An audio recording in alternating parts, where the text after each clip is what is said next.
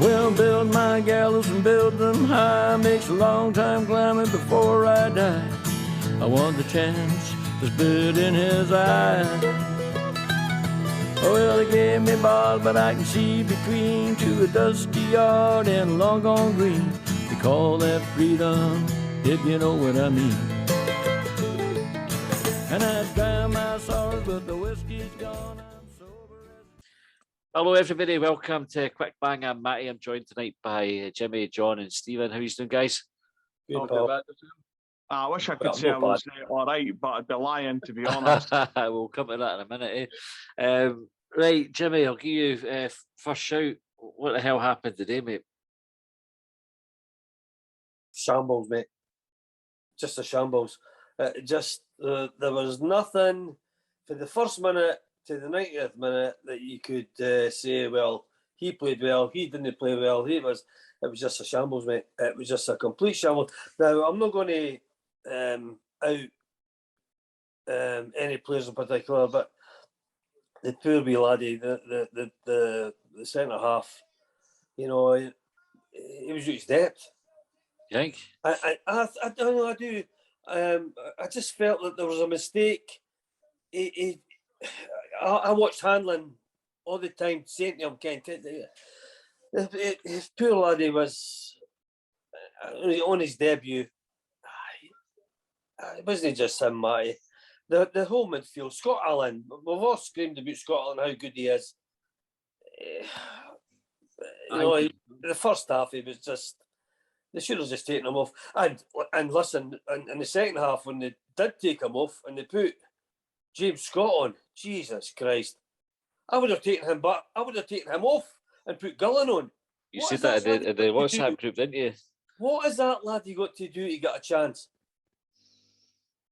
Matty, you know, Macy should have. I mean, you can't get beat for there for the first goal.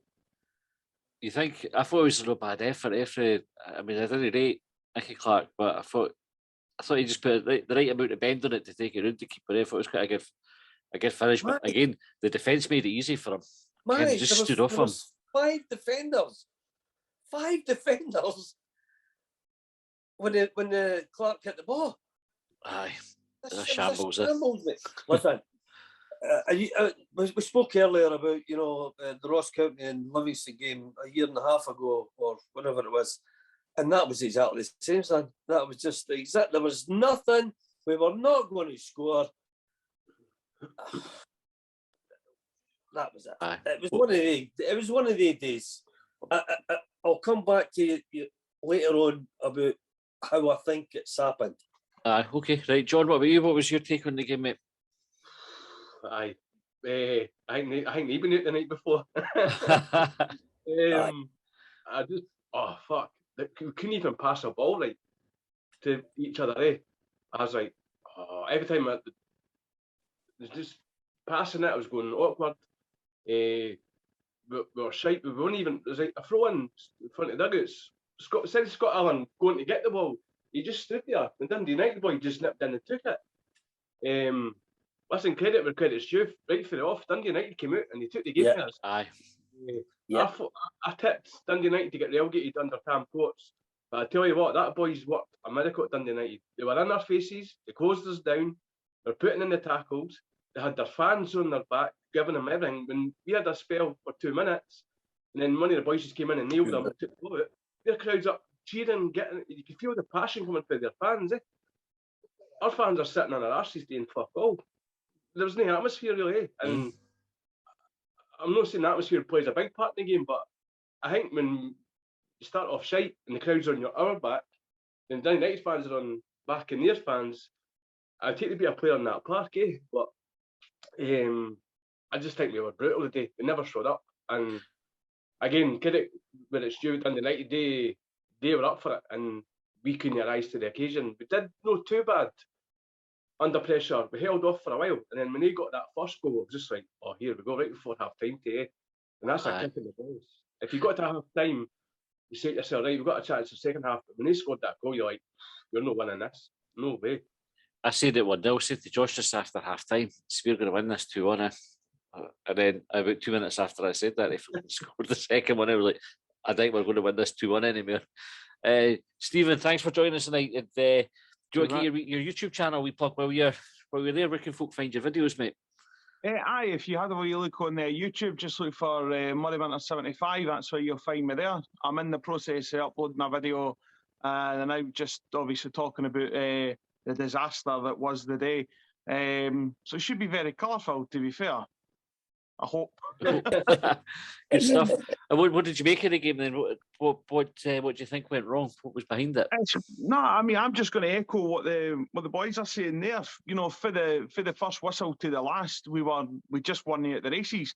I have to say, one of the big problems. I knew if we'd seen the team today, we weren't got to win. I mean, whether or not, I didn't think it was going to be 3-0. I didn't even think the most optimistic Dundee United fan would say that they would be coming to Easter Road and absolutely spanking us 3-0. But you see the team, you see Nisbet up on his own. Nisbet is not a striker that can be up there on his own. He can't lead the line. We are missing Christian Deutsch big time. Absolutely big time. And I'm not trying to be funny. You know, I'm the same as I think probably 95% of the support right now. I'm really starting to, Kevin Nisbet is really starting to get on my goat right now, because it's just like, listen, any striker can have a bad game. Any striker can have a poor touch in a game. Any striker can have a poor game. Bad running form. It goes with the territory, right? That's just what happens. But the difference between a lot of strikers and what Kevin Nisbet's doing just now is his attitude is absolutely rotten. Yeah. There was a great example, and I don't know if you boys have picked it up, right? There was an example of this in the second half. Chris Cadden's banging down the right-hand side. Nisbet points to where he wants the ball to go. Cadden floats the ball in. It was a decent ball. I'm not going to say it wasn't a good ball. And because it wasn't where Nisbet wanted it, he fucking stopped. That's right. Yeah. Cadden's gone absolutely fucking ratchet. I'm saying, all right, Ken, fucking, you pointed to where you wanted the ball. I put it in there and you didn't move. Yeah. And this went on, I'm not exaggerating, this went on for a good couple of minutes.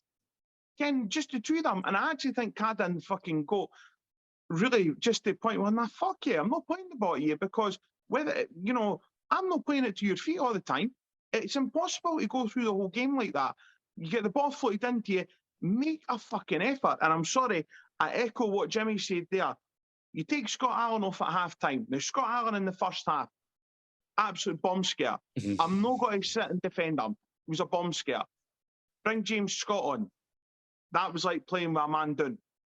I do not understand what this boy brings to the team. How fucking, was it Hull that paid over £1 million for him? Hull were robbed, by the way, of fucking £1 million, because I'm sorry, that is just no. He's not a centre forward. He's not a striker. He's hardly even a football player. And I'm being really harsh saying that, or I think I'm being really harsh saying that. But it didn't work. Anything and everything that could have went wrong for us today went wrong, and it went wrong very early. One thing as well, I want to say, I completely get what John said as well about the Dundee United manager. See the thing today that really impressed me with him. Ken, how many times have you been to Easter Road and there's managers that come for the likes of your Dundee United, Dundee, fucking St Mirren and everybody like that, and when they score a goal, their manager goes absolutely rage up and down the touchline.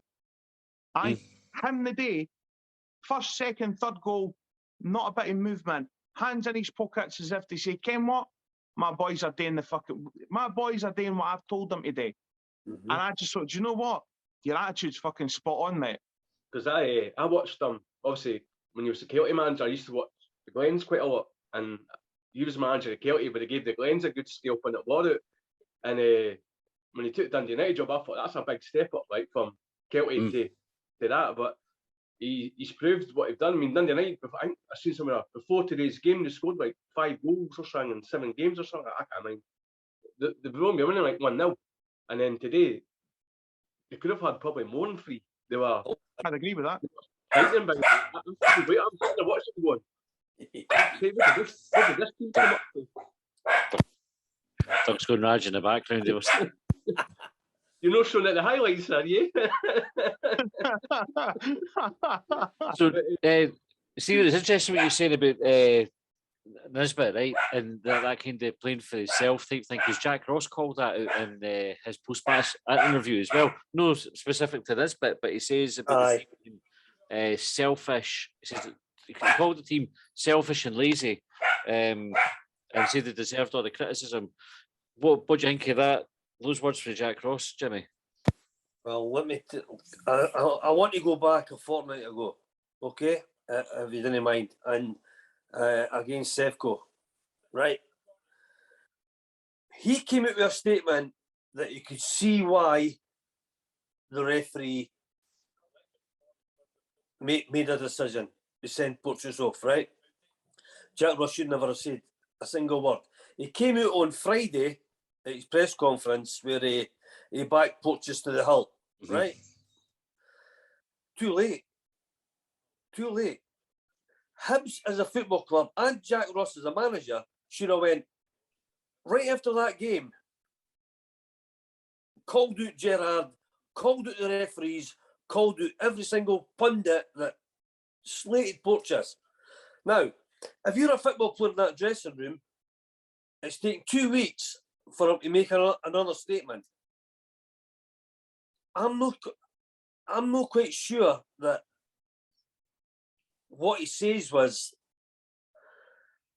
is worked well with the team. I really didn't, mate. I'm not great to love Jack Ross. I'll give him his due. He talks well and he is fantastic that way. But you know, it's taken him 2 weeks to come out with that statement about Porteous being abused and Rangers this and Rangers that. And but do you think he'll have had those conversations in private with the players, though, Jimmy? Like, you know, not necessarily coming out in the press. Do you think he'll have had those conversations in private? Well, if he has, then it's probably no worse then. Whatever he did didn't work anyway. Like, we seen that today. That was I was on on the podcast after the St Johnstone game last year, and I said to you, I think he's lost the dressing room. And I'll stand by that, right? There's something not quite right with Jack Ross and the players. Now, I can't put I just find it strange that after that game, Sevco game, where he came out, well, I can see why the referees gave the decision, and then a fortnight later, because we did international last week, he's went about Porteous, how he stands by him, and which is brilliant. But 2 weeks, he should have been on that fucking. He should have been on that instead of fucking saying, well, I can see why the referee gave a decision. Him and the club should have went. By the way, fucking Gerrard shouldn't be saying what he's saying. We should be gone. The referee's a prick. Aye. Everything is what would say though, Jimmy? In the context, though, right? So what Jack Ross said about we're covering old ground. We'll come back to Dundee United in a wee second, but the whole thing that he said when he was talking about Porteous' tackle, and he made the comment about there's one angle where I can see where the referee's given it, right?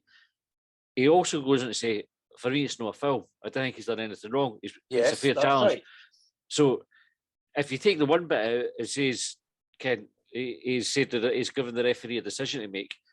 He did though. Like he watched the replays, and there's loads of us said, okay, there's one angle of that challenge of Porteous that looked like a shocker, and then the rest of the angles you go, that's fuck all wrong with it. He's played the ball.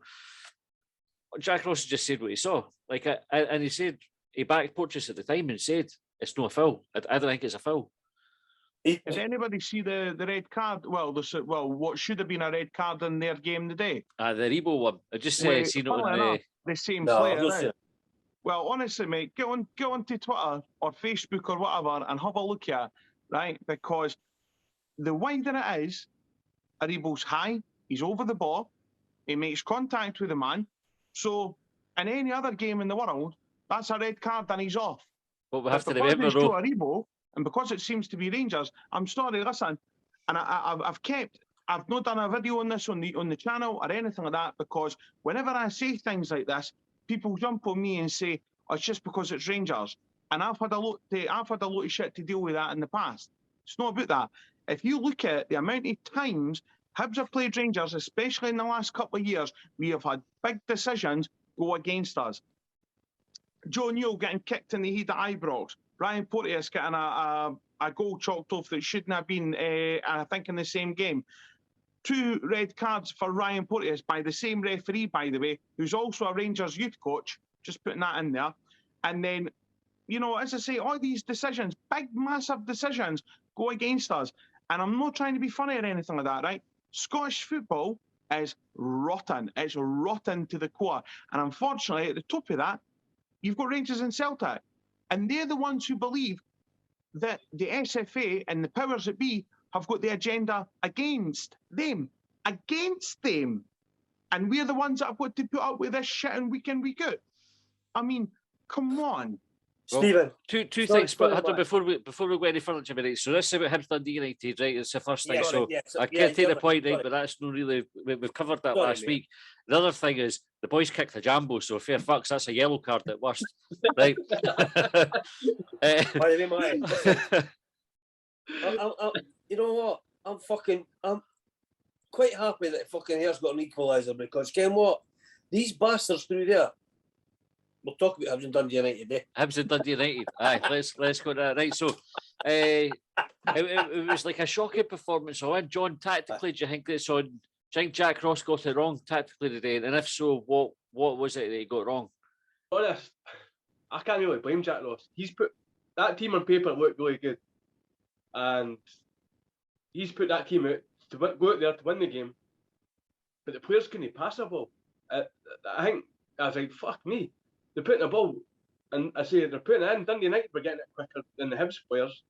They're putting it out, and then I'm going out for a throw out. I was just like, fuck me, they couldn't even get the basics right. And maybe Jack Russell's got a wee bit today, but I can't put that performance on him. He's put a team out there, and they've not only let him down, but they've let the fans down massively. And that was horrendous performance. And I think the biggest problem at Hibs right now has been the recruitment. Because when you look at our bench today, you say to yourself, fuck me, who's coming on to change the game? Listen, I'm not a fan I was a fan of Goggins this year. This year I'm not a big fan of him as such. But you could have bought him on the day and he wouldn't have done a difference. We were horrendous now. I like Jamie Gillan. I think if you give him an opportunity in the team and give him a run, he'll prove how good he can be. He will work. He will do the dirty work. Nisbet, I'll take fucking 50 pence for him to get him the fuck at the club. I'm sorry, but he's a lazy bastard in the way. And I didn't want that in my club. I want players that are going to come in. If you can't play for the badge and give everything, fuck off at the club. And I'm pissed off. To me, Martin Boyle, he was getting fucking kicked about again. But Dundee United had that. That's their plan. Take turns on him, man. Aye, they're kicking fuck him. And it's like, well, hey, it worked. They stopped it. Every time got near the ball, you're taking them down. They're taking one for that boy took one for the team and got booked. But I just think there's players at that club. I think some of the mentality's not right for them. And I think Kevin Nisbet's had his head turned. Oh, 3 million bid, this, that. Well, Ken what? Fuck off. He is a lazy bastard, that. Again, with Deutsch, Nisbet is fantastic. But he's fucking lazy. And I'm sorry, we can't. We've got a not very strong team now with our bench, and we need players that are going to go on that park and give everything until we get the recruitment sorted out right. So one thing, so Stephen, you mentioned about the Nisbet not being able to play up top on his own, right? So if we're saying the system's wrong for getting the best out of that player, is it right at the same time to then slate the player for it? See, I mean, didn't it right? I agree completely that I think Nisbet's a lazy bastard. There's no getting away from that. Ken, he is a lazy player. I just think that comes with his game. I don't think any manager is going to be able to change that, regardless of what team he plays for. Be it Hibs, if he wants to go down to the Championship down in England, then at the end of the day, fair enough, right? I agree on the one hand, and I do agree with John in a lot of ways that, you know, that team, fair enough, you could have went out today. On another day, it might have been a different result. The system didn't work today, right? again, questions need to be asked then. If the system's not working, do we then put the blame back onto the manager? Is it the players for just not dealing with what they're doing, what they need to be? Sorry, is it the players not doing what they're told? Is it a break-up communication between the players and the manager? Is it a case of the manager doesn't have the players don't have full confidence in him? There's 101 questions that really need to be asked right now. I agree completely with John as well, saying that the recruitment at Hibs is at least the last 2 windows has been pretty poor. Granted, Ken, didn't get me wrong, tying Boyle into a long-term deal, good. Ken, opening contract talks with Porteous and Wayne but fine, that's sort of fine. Keep your assets. That's the good thing about being at a football club, trying to keep their assets. But nobody's got to try and tell me that our recruitment in terms of bringing in, especially this window, has been good. Didn't get me wrong, we've got the lad coming in for America in January, but we've got loads of games between now and January in there as well. On top of that, Doid's been out till Christmas. Ken, there's a lot of games in there as well. And by that point, the season could be over. We're talking about a bad performance today, but it's not just today. It was a poor game against St Mirren when we turned it round. It was a poor game against St Johnstone when we got a very fluky penalty. We turned up a wee bit for the Rangers game. We got slated due to that. Fine, fair enough. We played with a really good draw at Tynecastle, but that was a good draw for both teams. Do you know what I mean? But what Hibs are doing just now, I didn't understand.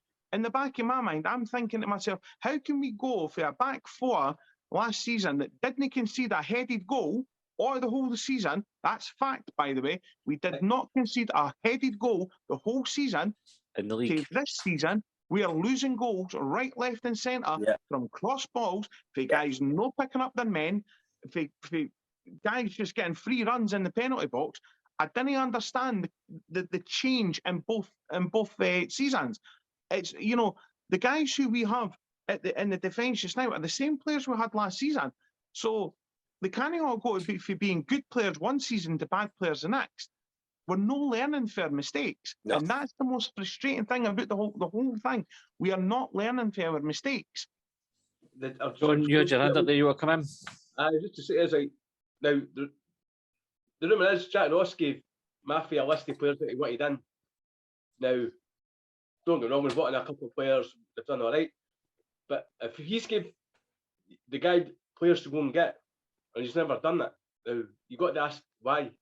Is that why that's not happened? And then in the window, we go for McGrath at St Mirren. You wait till the last hour to go in and get a player. How fucking, and then we couldn't get him because we couldn't get the paperwork in the time. Well, how did that happen? You've got to ask questions. Why is this happening? It was the same way it happened. The way McGrath had the deal that was going on, he was going down south, and that fell through at the last minute. And Hibs stepped in and tried to get him, but he wasn't available for us to get him. And we'd inquired, he wasn't available, and it was when that deal fell down. So you either try to get him and hope you could get it through in time, or you just go, fuck it, it's too late, we'll no bother trying. And maybe if Hibs hadn't bothered trying, nobody would have slated them for it. But the fact is, we tried, it just didn't happen. So I'm not too sure about the recruitment side, because what Hibs, like this afternoon and probably the last 3 games, we've missed McGuinness. Aye. Quite simple. There is nobody for the midfield, and you can go Doyle Hayes, Joe Newell, Murphy, Scott Allen. It took Murphy the second half to beat a man. Cadden couldn't beat a man. We had 5 players in that midfield that probably just didn't go into the box. And you've got Nisbet standing himself. We're missing McGuinness big time. So the recruitment side, okay, we'll get Muller in, we'll get the laddie for Wraith Rovers back. Aye. I think January. He scored today. He scored. These players, John, the Newells, the Murphys, Jake Doyle Hayes, they just weren't it the day. And fortunately, that was the thing I noticed as well. See, when we were on the attack, we were trying to walk the ball in, pass. I was like, fucking hit a shot. You see, you're sitting in playing in the stand, You see it, and you see it, he's like, fucking shoot, just belt it. We'll try and block it. John, how many, especially the second half, Murphy's got past, he's actually beat a man, got to the byline, he's knocked it back. They're no There was nobody there. There was nobody there. But if you see an opportunity, I've always believed it. If you see an opportunity to have a shot and goal, take it. You'll get an own goal, a penalty, you can score a deflection. If you see an opportunity to hit a shot, because they're not going to expect us to hit a shot. Exactly. I'm unbelievable. If you see an opportunity to take one, take it. There were some chances in the second half. No, the first half. John, there wasn't any chances in the first half, son. I think we took it about 40 minutes before we had a shot, and that got deflected wide, didn't it? That's how bad we were. We're trying to hit shots, but we're only hitting them. It's like we're trying to pass it and hit it. It's like, just fucking weather the thing, man. Have a shot. I think we're the next. Well, no, we've got Aberdeen next week, and that's what the score with them is today. So, well, they got beat. So if written all over it, by the way. It's just just about to wrap up here. So, Aberdeen got beat 2-1 for Dundee the night, so they're in all sorts of trouble. We play them next. Jimmy, just the final words, then we'll get a prediction for next weekend. What do you think it will be? Oh, Christ. Cheers, mate. Listen, I think we're certainly better away from home, so I think it's about time we gave Gullen a wee chance. And John, you're quite right with this, but he's just, as much as I like him as a football player, his head's not at Hibs at the moment. So his head's been turned. He has to play until January, so the thing is, I'll go 1-0, Matty. Win 1-0. I'll go 1-0. John, what about you? What's the score prediction for Saturday? I'm going to go 2-1 Aberdeen. I think they'll sneak it. Honestly, I think this has got. They're needing a kick in the arse to get themselves going, and I reckon they'll get a win, are they? And Stephen, what about you?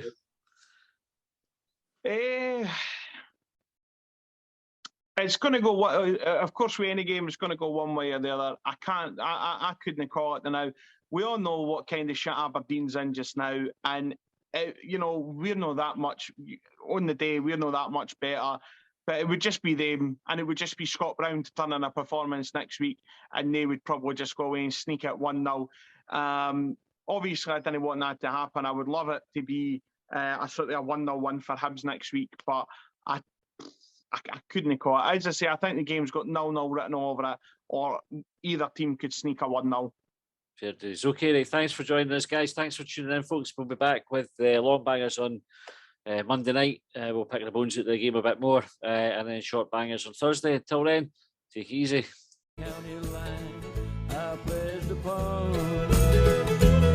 Well, they trailed me down when I broke free. I drank all the whiskey in Tennessee.